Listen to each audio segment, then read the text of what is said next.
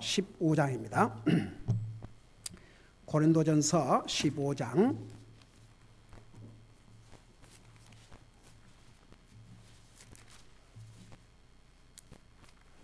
고린도전서 15장 1절에서 8절까지 우리 한 목소리로 같이 계십니다. 고린도전서 15장 1절에서 8절까지 같이 읽습니다. 시작. 또한 형제들아, 내가 너희에게 선포한 복음을 너희에게 밝게 알리노니 너희 역시 그 복음을 받았으며 또 그 가운데 서 있느니라. 너희가 만일 내가 너희에게 선포한 것을 기억하고 헛되이 믿지 아니하였으면 또한 그 복음으로 구원을 받았느니라. 내가 또한 받은 것을 무엇보다도 먼저 너희에게 전하였노니 그것은 곧 성경 기록대로 그리스도께서 우리의 죄들을 인하여 죽으시고 묻히셨다가 성경 기록대로 셋째 날에 다시 일어나시고 게바에게 보이시고 다음에 12 제자에게 보이셨다는 것이라. 그 뒤에 그분께서 500의 형제에게 한 번에 보이셨나니 그 중에 대다수가 지금까지 남아있으나 어떤 사람들은 잠들었느니라. 그 뒤에 그분께서 야고보에게 보이시고 다음에 모든 사도에게 보이셨으며 맨 마지막 때에는 잿대를 벗어나서 태어난 자 같은 내게도 보이셨나니 아멘. 기도하겠습니다.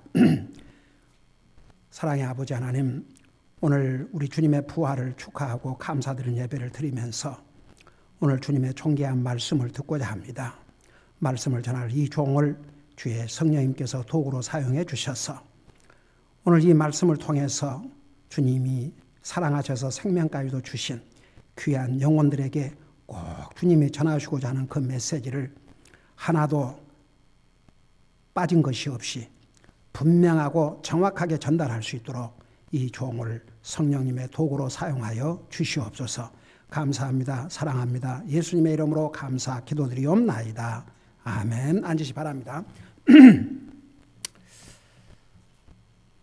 우리 고린도전서 15장 1절에서 8절을 우리가 같이 읽었는데 거기 아주 중요한 단어가 나옵니다. 성경 기록대로. 자, 그걸 생각하시면서 오늘 이 메시지를 들으시기 바랍니다. 여러분, 잠깐 우리가 예수님 당시로 돌아가가지고 예수님의 제자들의 입장에서 잠깐 한번 우리를 그런 영어로 그러지요. If you were in my shoes, 당신이 내 처지에 있었다면 당신은 어떻겠느냐. 그러니까 우리 잠깐 지금으로부터 2000년 전에 돌아가서 우리 예수님의 제자들 입장으로 잠깐 돌아가서 한번 보겠습니다. 여러분, 예수님의 제자들은 3년 동안 예수님과 함께 모든 것을 했습니다. 그 예수님께서 얼마나 많은 기적을 베푸셨습니까? 그걸 다 같이 체험했습니다. 그리고 그냥 예수님께서만 계시면 모든 문제가 다 해결되었습니다. 그런 예수님이 죽으셨습니다. 한번 생각해 보세요. 그 예수님 제자들에게 그 예수님의 죽음이 얼마나 큰 충격과 슬픔과 놀라움과 절망이 되었을지. 우리가 쉽게 어떻게 예수님 제자들이 그렇게 했을까? 그러지만 한번 우리가 잠깐 그 입장에 있었다면 과연 우리는 어떤 반응을 보였을까?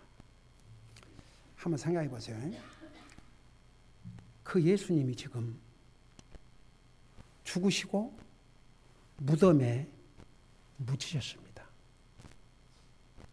우리 성경을 보면 그 예수님의 제자들 모습을 보면요, 그들의 희망, 그들의 꿈, 그들의 벅찬 미래가 다 무덤에 같이 묻혀버렸습니다.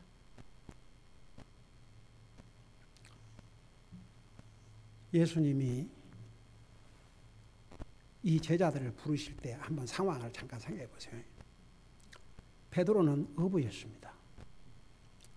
그게 자기 업이었습니다. 그래서 어부로서 자기 가족을 먹이고 그게 생계였습니다. 근데 어느 날 예수님이 그를 불렀습니다. 그러니까 그물과 다 그거 버리고 예수님을 따라갔습니다. 여러분, 마태복음, 신약 성경의 첫 책인 마태복음. 마태는 세금을 징수하는 로마의 관리였습니다. 예수님이 그 지금 열심히 일하고 있는 마태에게 다가가셔서 나를 따라오라. 그냥 다 버리고 따라갔습니다. 쉽게 말하면 예수님의 제자들은 어떻게 믿었느냐? 메시아로 믿었습니다. 메시아라는 것은, 메시아라는 뜻이 뭐냐? 기름 부은 자, 다스리는 자, 장차 그분의 왕국을 세우실 분으로 그렇게 믿었습니다. 오죽하면 예수님의 제자들이 물었지 않습니까? 예수님이 이제 부활하시고 난 다음에 지금 이때가 주님이 왕국을 세우실 때입니까? 그렇게 물었지 않습니까? 그런 메시아라고 믿고 자기의 직장도, 자기의 사업도, 심지어는 가족도 떠나서 예수님을 따라갔습니다. 근데 그 예수님이 돌아가셔 버렸습니다. 무덤에 묻히셨습니다. 한번 우리가 지금 그 상황이 있다고 생각해 보세요. 그 제자들이 그런 생각 안 하겠습니까? 이제부터는 무엇을 하지? 도대체 우리는 이제 어디를 가지? 도대체 어떻게 예수님 없이 살아갈지 한번 생각해 보세요. 지금까지는 예수님만 계시면 그냥 모든 문제가 해결됐습니다. 제가 몇 가지만 한번 설명해 드릴게요. 우리 예수님과 함께 있으면 병든 자들이 다 치료받았습니다. 여러분, 그 많은 사람들이 잘못 이해하고 있는 부분이 있습니다. 예수님께서 믿음이 있는 사람들만 병을 치료해 준 것으로 그렇게 많은 교회 목사들이 그렇게 가르치고 믿음이 없어서 병이 못 난다. 그런데 여러분, 성경을 다시 한번 읽어보십시오. 우리 예수님은 병자가 병 낫기를 원하고 예수님 앞에 온 사람 한 사람도 거절한 적이 없습니다. 다 치료해 주셨습니다. 믿음과 관계없이 다 치료해 주셨습니다. 다만 성경에서 특별한 믿음을 가진 사람들을 주님이 칭찬하신 것뿐입니다. 가령 예를 들어서 12년 동안을 여러분, 특별히 여자는 한 달에 한 번씩 그 피리어드를 해도 얼마나 힘듭니까?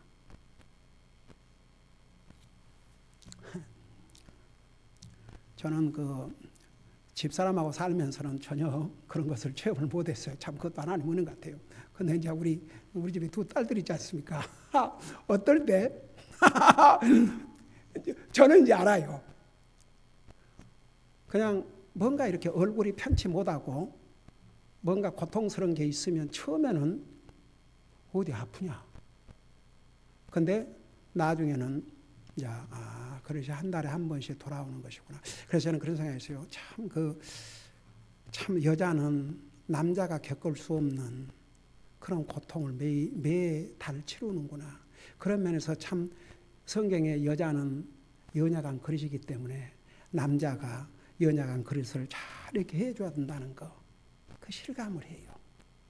사실 우리는 남자들은요, 여자가 겪는 그걸 다 이해를 못하지 않습니까? 근데 보세요. 한 달에 한 번씩 겪는 것만 그런데 12년 동안을 1년도 아니고 12달도 아니고 12년을 계속 몸에서 피가 나오는데 그거 살겠습니까? 그래가지고 의사도 수없이 봤다고 그랬습니다. 근데 한 의사도 제대로 치료하지 못하고 상당히 부자였던 것 같아요. 여러분 성경을 보세요. 그 재산을 다 그 의사들을 만나면서 웨이스트했다고 그랬습니다. 근데 치료를 못 받았습니다. 그러던 어느 날 예수님의 소식을 듣게 되었습니다. 그래서 이 여자가 어떻게 예수님에게 접근했느냐? 예수님에게 가서 내가 이런 병으로 12년 동안을 고생을 하는데 저 병 좀 치료해 주시오. 그래 안 했습니다. 이미 그 마음속에 이제 예수님이 어떤 분이란 것을 들어서 알았어요. 그래서 이미 그 마음속에 이 예수님의 옷에 손만 대도 내 병이 나을 것이라는 믿음을 가지고 예수님에게 접근해서 그 몸에 손을 대니까 한번 생각해 보세요. 12년 동안을 그 몸에서 흐르던 피가 바로 멈췄습니다. 이 여자는 알았습니다. 바로 알았습니다. 근데 예수님이 뒤를 돌아보시면서 누가 방금 나를 만졌느냐 그랬습니다. 그러니까 예수님의 제자들과 그를 따르는 사람들이 예수님께 뭐라고 그랬습니까? 아니 예수님, 지금 예수님을 밀고 달치고 그냥 이 많은 사람들이 예수님 주변에 있는데 한두 사람이 예수님의 옷을 스쳤겠습니까? 그런데 어떻게 누가 내 옷을 만졌냐는 그 질문이 말이 되십니까? 쉽게 말하면 그런 거죠. 근데 한 가지 우리가 알아야 될 것은요. 그냥 예수님을 스쳐간 사람과 믿음으로 예수님을 만진 사람과 주님은 분명히 구별하고 계셨습니다. 방금 우리가 읽은 성경 고린도전서 15장에 너희가 이 복음을 헛되이 믿지 아니하였으면 그랬어요. 헛되이 믿지 아니하였으면.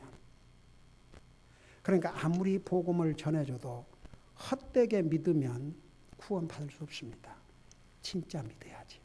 이 여자는 이미 믿음으로 예수님에게 접근을 했습니다. 그 옷에 자기 손만 만져도 자기 병이 치료될 걸 믿었습니다. 그리고 만졌습니다. 진짜 기적이 일어났습니다. 나중에 예수님이 뒤를 돌아보면서 물으니까 이 여자가 이미 예수님이 자기 능력이 나가신 것을 알았다고 그러십니다. 이 여자는 벌벌 떨면서 주님 앞에 자기 자신이 바로 예수님이 말씀하신 사람이 자기라는 것을 고백을 했습니다. 예수님이 뭐라고 그랬습니까? 여자여, 내 믿음이 크도다. 내 믿음대로 달지어다. 이미 병나는 봤습니다. 그러니까 보세요. 예수님의 제자들이 그런 모습을 보면서 와, 예수님만 있으면 다 되네. 그 다음에 보세요. 나사로가 죽었습니다. 예수님이 평상시에 그 집에 자주 가시고 그 나사로와 두 자매들, 성경은 하나님께서 그 나사로를 사랑하셨다고 그랬습니다. 그 나사로가 죽었습니다.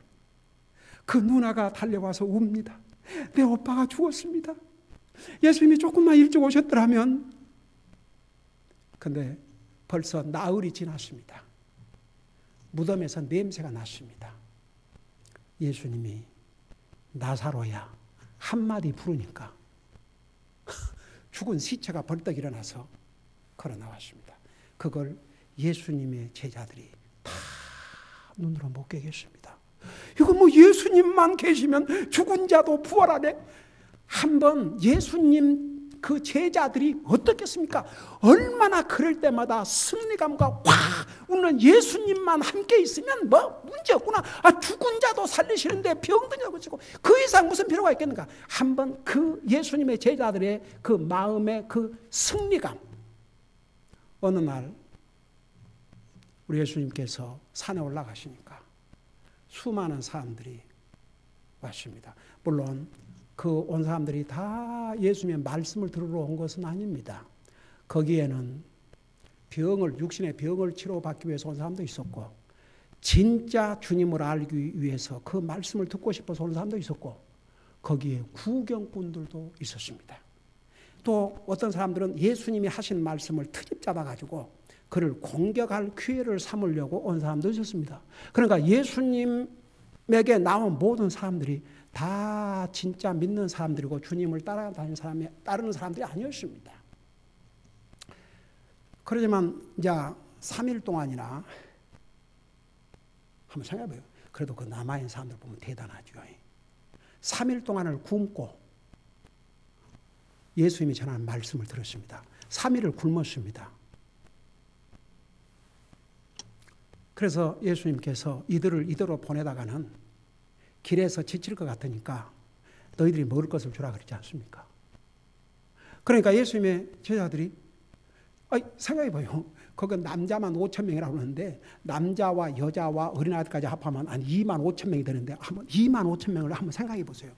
그들을 그 산에서 먹이라고 그러니, 그러니까 여러분, 예수님의 제자들이 그런 기적과 이적을 봤지만 그 순간에는 또 아니 어떻게 뭘 해가지고 이 사람 먹입니까? 그러지 않습니까? 그러니까 예수님이 너희 가진 거 있느냐? 그러니까 어린아이가 물고기 2마리와 빵 5개를 갖고 있었지 않습니까?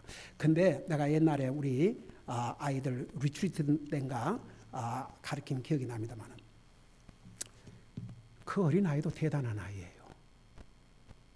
그러니까 아마 그 아이가 자기 엄마가 도시락으로 사준 거겠죠. 근데 3일 동안을 안 먹고 있었다는 것도 참 기가 막힐 일이고, 그걸 주라 그런다고 덥석 내놨다 이겁니다. 여러분 보세요. 우리 주님이 이런 말씀하셨어요. 주는 자가 받는 자보다 복되다. 근데 문제는 많은 사람이 받는 것은 복이고 주는 것은 잃는 것으로 생각을 해요.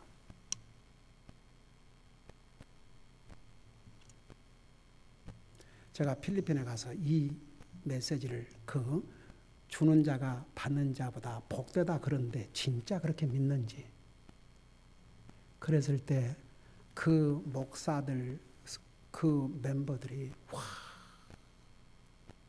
그 반응이 어메이징이었어요.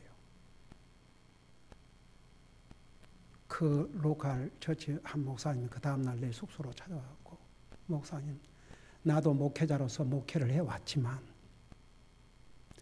주는 것이 받는 것보다 복되다는 그 주님의 말씀을 액면 그대로, 주는 것이 주는 자가 복되다는데 받는 것은 복으로 생각했지만 주는 것을 복으로 생각하여 아주 너무너무 감동을 받아가지고. 근데 보세요. 주님이 주는 자가 받는 자보다 더 복다 그랬습니다. 이 아이가 한번 생각해봐요. 그거 찾을 때 딱 감춰놓고 나도 먹어야 되는데, 근데 그걸 딱 내놨습니다. 그러니까 하나님께서 그 빵 5개와 물고기 2마리를 나누기 전에 우리 주님이 먼저 하늘을 향해서 기도를 하셨습니다. 그리고 나눠줬죠. 그래서 왜 우리가 음식 먹을 때 한번 생각해봐요. 예수님 하나님이시지만 사람의 몸으로 이 땅에 오셔서 음식을 나누기 전에 기도하셨어요. 그러니까 우리가 항상 음식을 놓고 하나님 앞에 감사 기도 드려야죠.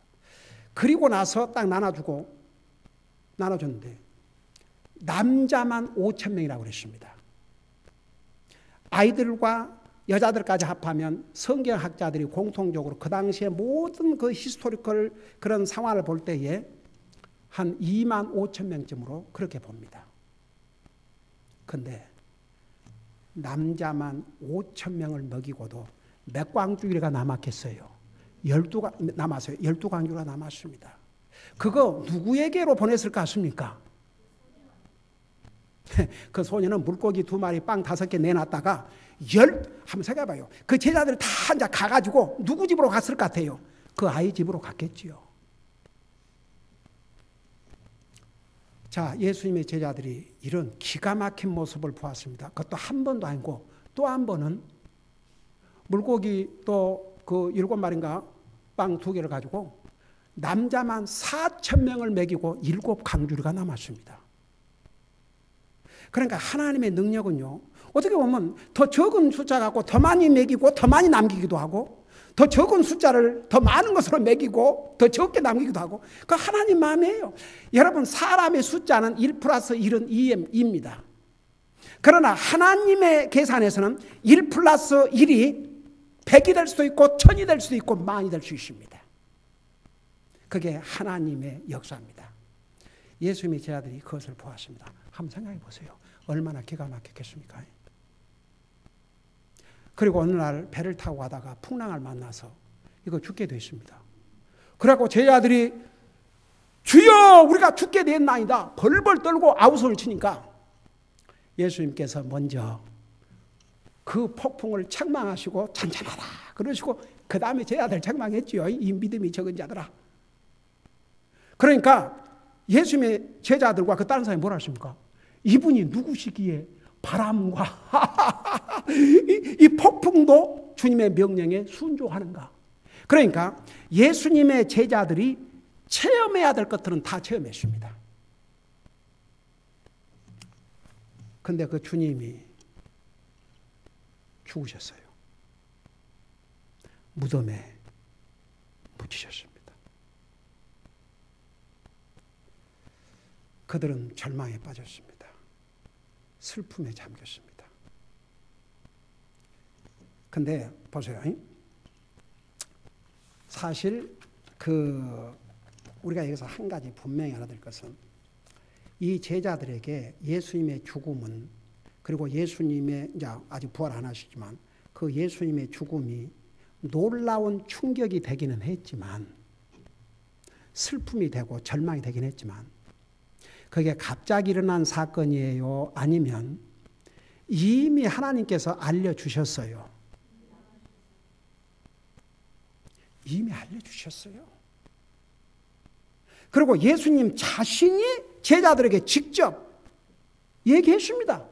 내가 이제 예루살렘에 가면 죽는다. 미리 다 알려주셨습니다. 이게 무슨 갑자기 막 충격적으로 일어난 사건이 아닙니다. 이미 하나님께서 알려주신 사건입니다. 제가 오늘 메시지 시작할 때 오늘 우리가 읽은 부분에서 특별히 무엇을 기억하라고 그랬어요? 여러분들에게? 성경 기록대로. 그래서 우리 성경을 보면요, 구약 성경에서 예수님께서 이 세상에 오시기 전에 이미 예수님께서 죽으시고 부활하실 것을 미리 알려주셨고, 그 다음에 예수님이 이 땅에 오셔서 예수님 자신이 돌아가시기 전에 예수님이 죽으시지만 부활하실 것을 미리 알려주셨고, 그 다음에 예수님께서 부활하신 다음에 다시 부활하신 것을 컨펌을 해준 내용이 성경에 다 나와 있습니다. 그래서 예수님의 죽으심과 부활은 어느 날 갑자기 예고 없이 일어난 사건이 아니고 성경 기록대로 이미 알려준 사건입니다. 그런데 왜 이 제자들이 예수님의 이 죽음에 이 충격을 받고 이 놀라움과 슬픔과 절망을 가지게 되냐 이겁니다. 그게 오늘 우리가 배워야 될 키포인트입니다. 자, 그걸 잠깐 생각하시면서 여러분, 우리 구약 성경에 우리 예수님의 특별히 그 부활에 대해서 예언한 부분을 잠깐 보도록 하겠습니다. 여러분, 부지런히 이제 성경을 넘기세요. 시편 16편 10절입니다.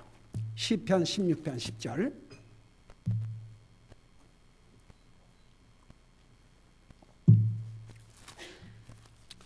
시편 16편 10절입니다.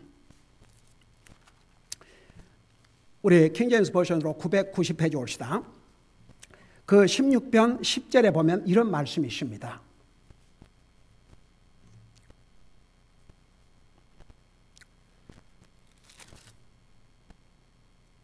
그 말씀. 내가 지금 잠언을 펴놓고 자, 시편 16편 10절입니다.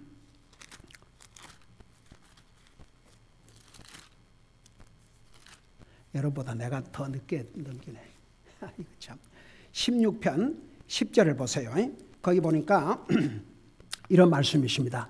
이는 주께서 내 혼을, 자, 여기에 주께서는 아버지 하나님을 가리켰습니다. 내 혼을, 지금 예수님이 하신 말씀입니다. 내 혼을 지옥에 남겨두지 아니하시고, 여기에 지옥은 여러분 그 구약시대 때는 예수님께서 죽으신 다음에 어디를 가셨어요? 낙원을 가셨는데 옛날은 낙원과 지옥이 다 하나였습니다. 자 보세요. 그래서 남겨두지 아니하시고 주의 거룩한 자가 예수님 자신을 가리켰습니다. 썩음을 보지 아니하게 하실 것이기 때문이라. 자, 이것을 예수님의 부활을 예수님이 이 땅에 오시기 1000년 전에 다윗의 입을 통해서 예언한 내용인데, 이것이 예수님의 부활을 예언하는 것이라는 것을 우리가 어떻게 아느냐. 여러분 잠깐 사도행전 2장을 펴보세요. 사도행전 2장.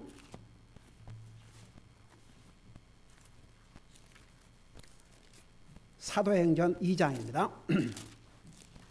사도행전 2장 여러분 27절을 보시기 바랍니다.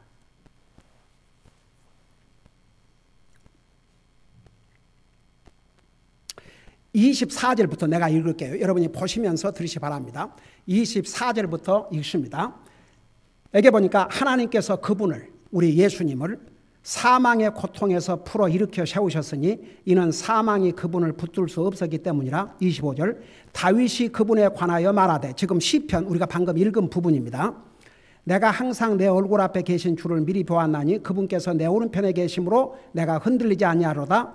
그 다음에 26절 이러므로 내 마음이 기뻐하고 내 혀도 즐거워하였으며 더욱이 내 육체도 소망 중에 안식하니. 자, 그 내용도 아까 시편 16편에 나와 있어요. 근데 특별히 우리가 27편에 보면, 27절을 보면 이는 주께서 내 혼을 지옥에 남겨두지 아니하시고 주의 거룩한 자가 썩음을 보지 아니하게 하실 것이 때문이라. 그래서 바로 시편 16편 10절이 예수님의 부활을 예언한 말씀임을 이 신약성경 사도행전 2장 17절에서 컨펌을 해주셨어요.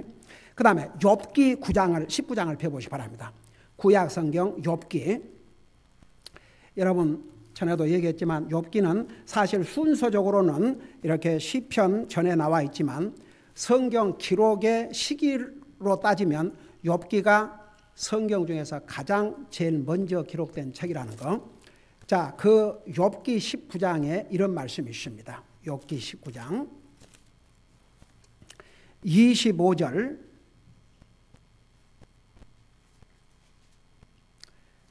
자, 욥을 통해서 하나님께서 우리 주님께서 이 땅에 오셔서 우리를 구원하시기 위해서 죽으시지만 다시 부활하실 것을, 그리고 영원토록 살아계실 것을 이렇게 예언해 주셨습니다.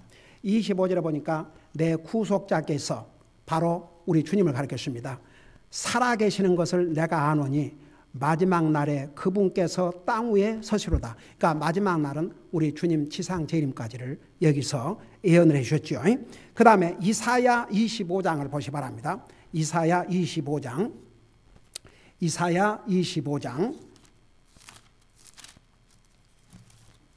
자, 몇 가지 대표적인 성경 구절을 여러분들에게 지금 보여주는 것입니다. 이사야 25장 7절에서 9절을 보면 이런 말씀이 있습니다. 페이지 수로 1064페이지입니다. 이사야 25장 7절에서 9절까지. 또 그분께서 이 산에서 모든 백성들을 덮은 덮개의 표적과 모든 민족들을 덮은 베일을 없애시며 승리 가운데서 사망을 삼키시리라. 주 하나님께서 모든 얼굴에서 눈물을 씻기시며 자신의 백성을 향한 책망을 온 땅에서 제거하시리라. 주께서 그것을 말씀하셨느니라. 여기에 승리 가운데서 사망을 삼키시리라. 우리 예수님께서 부활하실 것을 여기서 예언했습니다. 그 다음에 요나서, 여러분 요나 아침에 성경 공부에 잠깐 얘기했지만 요나가 그 큰 물고기 뱃속에서 며칠 동안을 있었어요. 3일을 있었어요. 그것이 무엇을 예언해 준 것이라 그랬어요? 우리 예수님께서 이 땅에 오셔서 나와 여러분의 죄를 위해서 죽으시면 3일 동안 장사 지내실 것을, 3일 동안 무덤에 갇히시만 다시 이제 부활할 것을 보셨는데, 이 말씀을 우리 예수님께서 이렇게 얘기를 해 주셨어요. 그 요나서에 나와 있는 그 내용이 예수님의 그 부활, 예수님의 죽으심과 부활을 미리 알려주신 그림자라는 것을 어떻게 하느냐. 마태복음 12장 40절을 보세요. 마태복음 12장 40절. 마태복음 12장 40절입니다.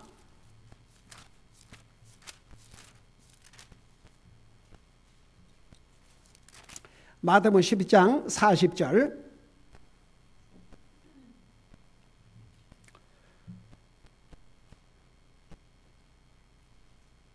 자, 22페이지입니다. 킹제임스 버전으로 22페이지. 자, 거기 보면 39절부터 읽을게요. 여러분 보면 들으세요. 그분께서, 우리 예수님께서 그들에게 응답하여 이르시되 악하고 음란한 세대가 표적을 구하나 배은 자 요나의 표적 외에는 아무 표적도 그 세대에게 주지 아니하리라. 요나가 밤낮으로 사흘 동안 고래 뱃속에 있었던 같이 사람의 아들도 밤낮으로 사흘 동안 땅의 심장부에 있으리라. 그래서 예수님께서 무덤에 묻히실 거. 그렇지만 여러분, 요나가 고래 뱃속에서 죽었어요? 살아났어요? 살아났어요. 그래서 이것을 다 그림자로 이미 구약 성경에서 예언해 주셨습니다. 그 다음에 보세요. 이제 신약 성경에 와서 예수님이 이 땅에 오셔서 자신이 나와 여러분의 죄를 대신해서 돌아가시기 전에 직접 제자들에게 특별히, 여러분, 예수님께서 제자들은 항상 예수님과 같이 있었습니다. 그러니까 많은 사람들이 들었지만 예수님의 제자들은 예수님의 이 말씀을 놓칠 수가 없었습니다. 항상 예수님과 같이 있었으니까. 근데 보세요. 마태복음 17장 22절 보세요. 마태복음 17장, 마태복음, 마가복음, 누가복음 다 이 예언이 기록되어 있는데 마태복음 17장 22절을 보시 바랍니다. 마태복음 17장 22절. 마태복음 17장 22절에 보니까 페이지 수로 32페이지 옵시다. 여러분 보시면서 들으세요. 거기에 뭐라 했어요? 22절에 보면 그들이 갈릴리에 거할 때에 예수님께서 그들에게 이르시되 사람의 아들이 배반을 당해 사람들의 손에 넘어가 23절 죽임을 당하고 그 다음에 뭐라 했어요?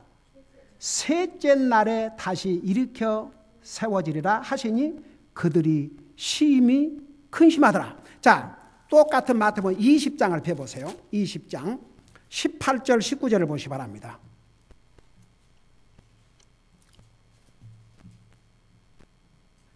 18절 19절 보세요. 거기 보니까 보라 우리가 예루살렘으로 올라가노니 사람의 아들이 배반을 당해 수장들과 서기관들에게 넘겨지매 그들이 그를 죽이도록 정죄하고 이방인들에게 넘겨주어 조롱하며 채찍질하고 십자가에 못 박게 할 것이요. 자, 우리 예수님께서 자신이 돌아가실 때 십자가에서 못 박아 돌아가실까지도 알려주셨어요. 뭐 예수님 제자들에게 지금 새로운 샤킹 스토리가 아니에요. 제가 이거 얘기하기 전에 제가 며칠 전에 뉴스 아티클을 보니까 제목이 어떻게 나오는 줄 아세요?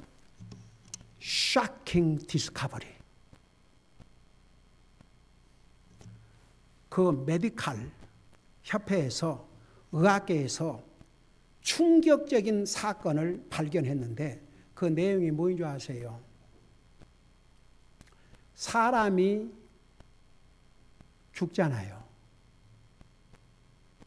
죽은 다음에 자기가 죽은 것을 알고 자기 시체에 무엇을 하고 있는지 다 안다는 걸 발견했대요. 저는요, 그 사람들이 무슨 과학적 그러는데 그게 충격적인 디스커버리라고요. 그래서 보세요.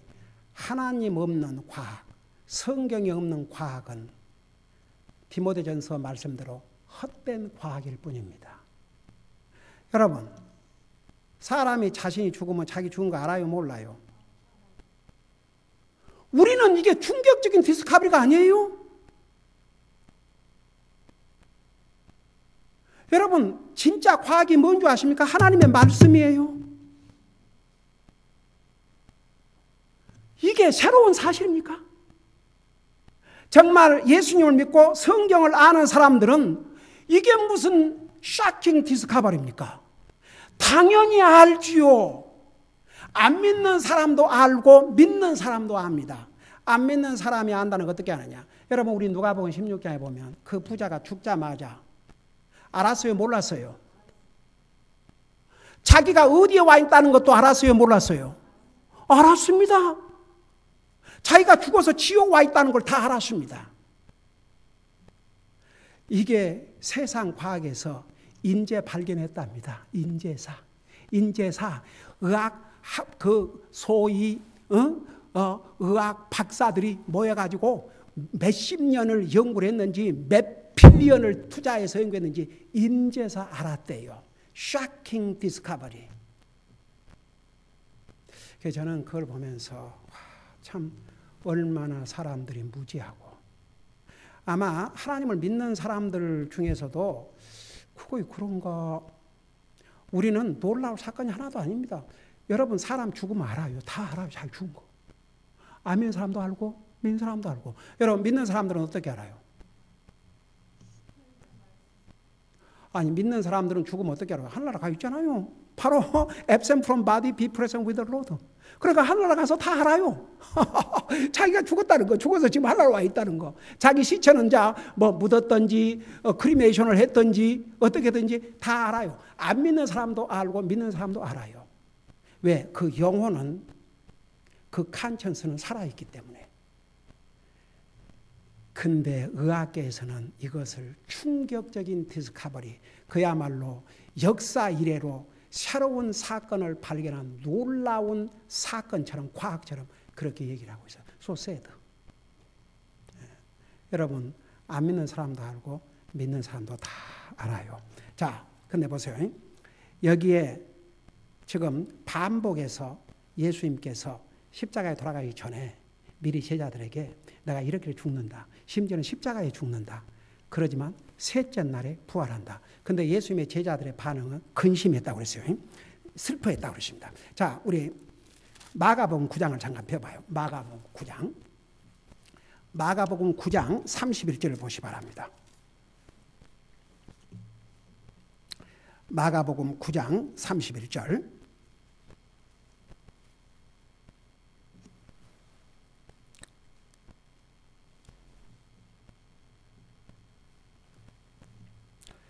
거기 보니까 31절 보세요. 마가복음 9장 31절. 그 마가복음 9장 31절에 보니까 이런 말씀이 있어요. 보시면서 들으세요. 이는 그분께서 자기 제자들을 가르치시며 그들에게 이르시되 사람의 아들이 사람들의 손에 넘겨졌으니 그들이 그를 죽이리라. 또 그가 죽은 뒤 셋째 날에 일어나리라. 그 다음에 이 똑같은 내용이 누가복음 9장 22절, 18장 33절, 24장 7절 다 나와 있어요. 자, 시간이 없으니까 그거 다 읽지 못하지만 우선 예수님께서 한 번만 얘기한 게 아니고 반복해서 내가 죽는다. 십자가에 돌아가신다. 내가 십자가에 죽는다. 그러지만 셋째 날에 부활한다. 미리 다 알려주셨어요.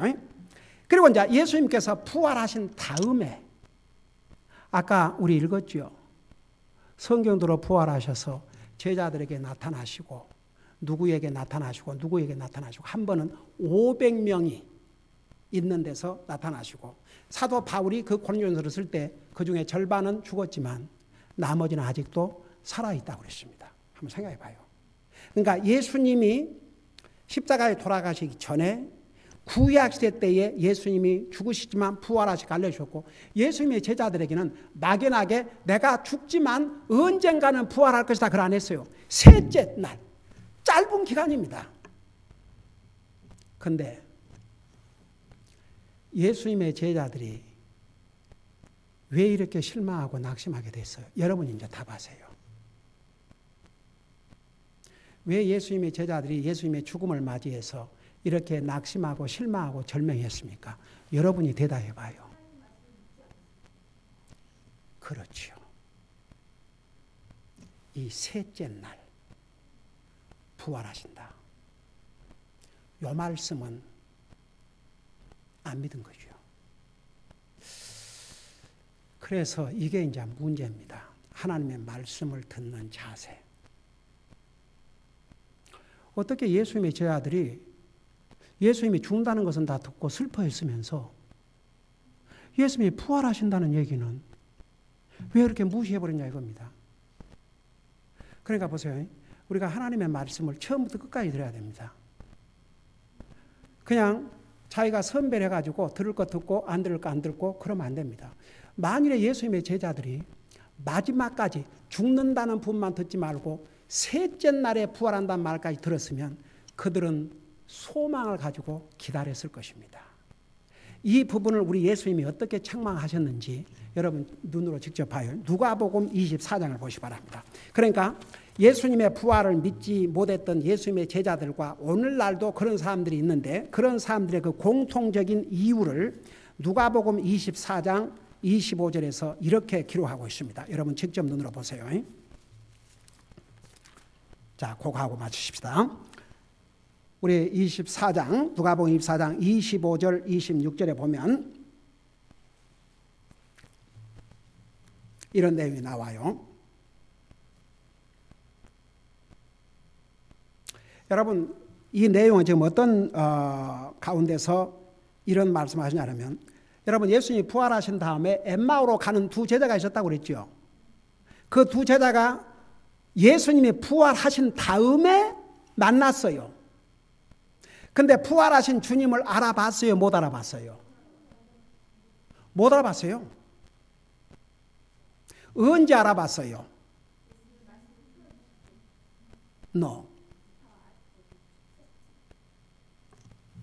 가신 다음에 예수님께서 말씀을 다 풀어주시고 가신 다음에서야 그분이 예수님인 것을 깨달았습니다. 근데 예수님이 그 전에 뭐라 하는 줄 아세요? 이렇게 얘기했어요. 25절을 보세요. 이에 그분께서 그들에게 이르시되 오 어리석고 대언자들이 말한 모든 것을 마음에 더디 믿는 자들아. 첫째가 이 어리석은 자들아. 아니 예수님이 다 알려주시지 않습니까? 미리. 셋째 날에 부활한다고 셋째 날 3년도 아니고 30년 후도 아니고 셋째 날에 부활한다고 알려주셨거든요. 여러분 이 세상에서 가장 지혜로운 자가 누군지 아십니까? 하나님의 말씀을 믿고 받아들인 사람이 가장 지혜로운 사람이고 어떤 사람이 미련한 사람인 줄 아십니까? 하나님의 말씀을 믿지 않는 사람처럼 미련한 사람들이세요. 그리고 두 번째, 마음에 더디 믿는 자들아.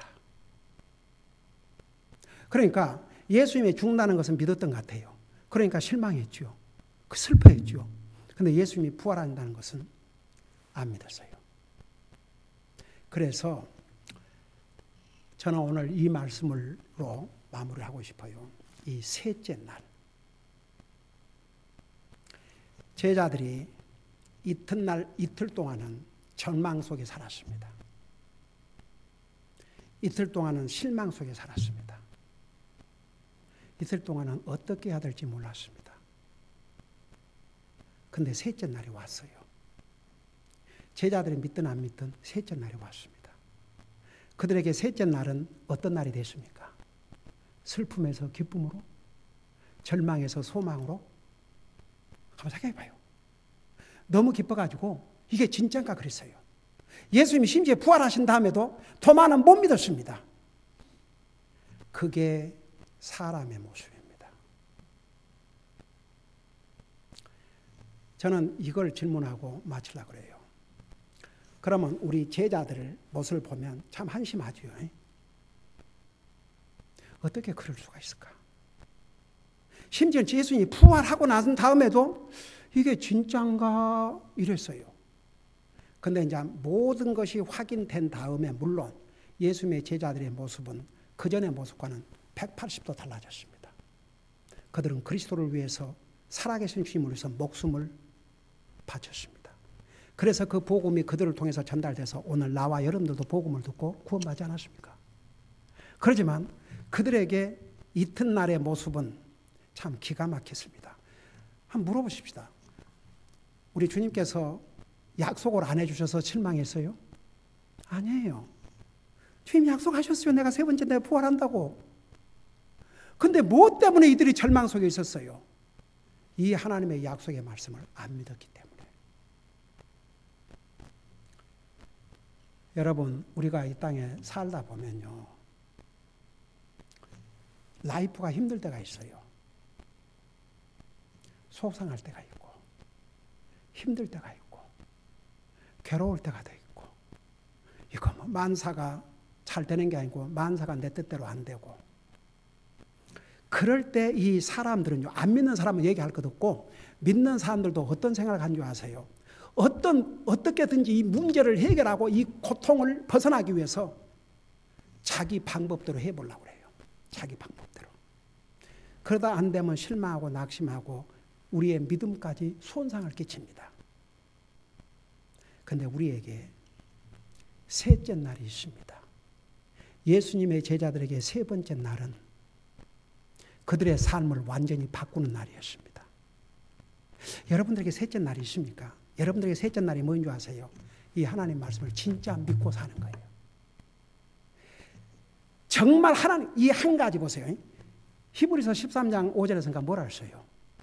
내가 너를 결코 버리지 아니하라고 그랬습니다. 하나님의 자녀들에게 너희들이 어떤 상황이 있든지 내가 너희를 결코 버리지 아니하리라. 한번 생각해 봐요.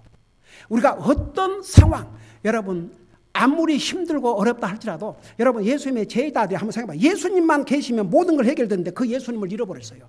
그 예수님 죽으셨어요. 그 예수님 무덤에 부셨어요.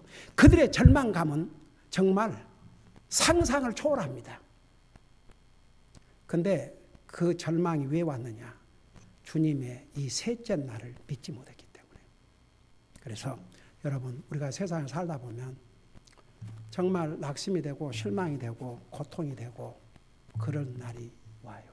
그러지만 우리에게 셋째 날이 와요.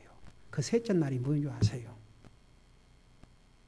주님이 우리 도와주신다니까요. 건져주셔요.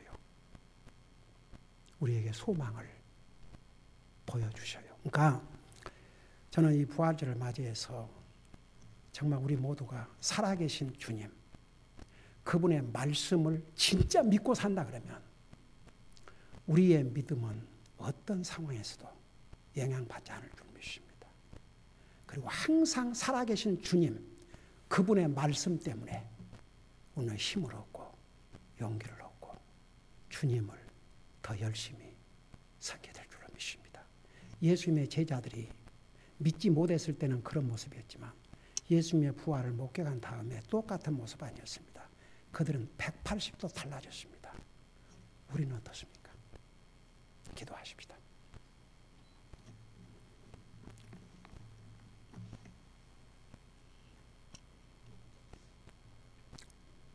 오늘 이 말씀을 생각하면서 우리 하나님 앞에 기도하는 시간을 갖겠습니다.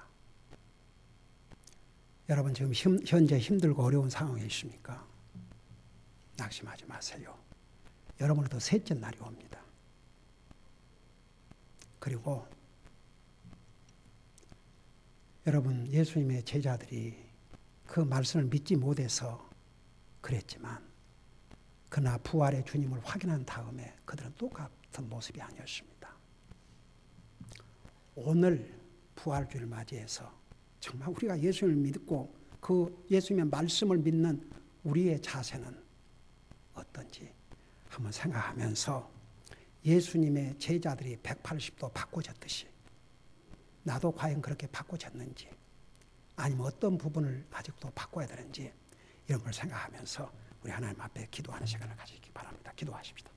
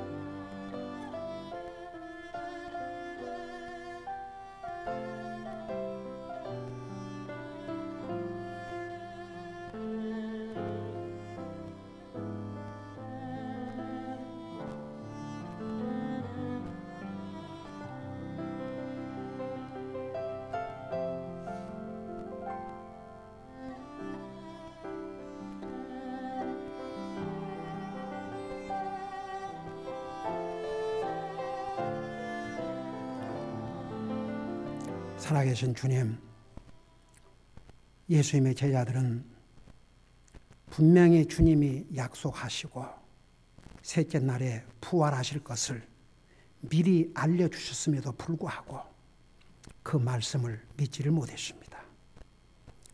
그래서 예수님께서 죽으시고 무덤에 묻히셨을 때 그들은 슬퍼했고 절망 속에 빠졌습니다.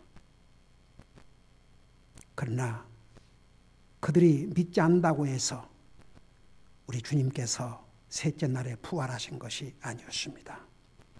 셋째 날에 부활하심으로 하나님께서는 자신이 하신 말씀을 분명히 이루어 주셨고 그 제자들의 불신은 주님의 부활을 확인한 순간에 다 사라졌고 결국은 그들은 살아계신 주님을 증거하기 위해서 저들의 목숨을 버렸습니다. 오늘은 우리는 이 모든 것이 역사적으로 일어난 사건을 그 말씀을 통해서 배우고 알고 깨닫고 어떻게 해서 예수님의 제자들이 주님의 약속에도 불구하고 그런 절망에 빠졌는지 그 원인도 우리가 배웠습니다. 정말 부활의 주님을 믿고 구원받은 하나님의 자녀들인 우리는 과연 얼마나 변했는지 살아계신 주님을